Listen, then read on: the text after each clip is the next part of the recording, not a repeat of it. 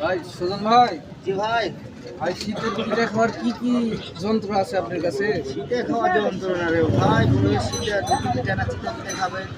এই যে এটা হলো ধুপা পিঠি, মানে ধুপি বানানো করছি, দেখছেন?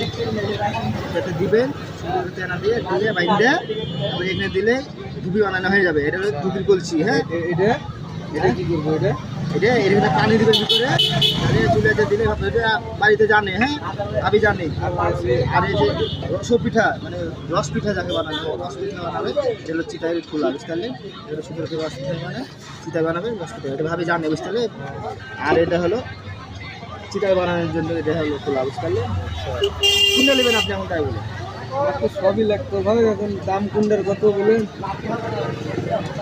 এটা আমি বলি, এটা দাম হচ্ছে 80 টাকা। হ্যাঁ, নিলে আপনার জন্য। আর যদি বলেন যে এটা যদি নিলেন তো এটার জন্য আপনার ভাই 60 টাকা, ঠিক আছে? আর এটার দাম হলো 40 টাকা।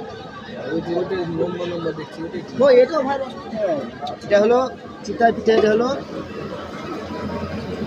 গোল গোল, আর এটা হলো নম্বর। হ্যাঁ, নম্বরটা কেউ নম্বর পিঠাটা খায়, কেউ গোলটা খায়। হ্যাঁ, মানে এটা আগে। হ্যাঁ, আমাদের গ্রামের ঐতিহ্য জিনিস, বুঝতে পারলেন? যে গ্রামের ঐতিহ্য জিনিস এটাতে বানায় খায়। এখন এটা নতুন আপডেট এনেছে। ঠিক আছে, এখন এই জিনিসগুলো কোন জায়গায় আসলে পাবো আমরা? এটা কোন জায়গায় আসলে পাবো? আপনি জায়গা, এই দোকানের ঠিকানা বলবেন না, কোন জায়গায় আসলে পাবো? তাহলে আমি একা কিনবো না, তো আরো লোকজন কিনবে না? লোককে জিজ্ঞাসা করেন, বলবেন বায়া ধানাটা রাকেশের কসমেটিকের দোকানের সামনে, এখানে একটা খোলা দোকান আছে, ঠিক আছে? সুজন ভাই চলে আসবে। আমার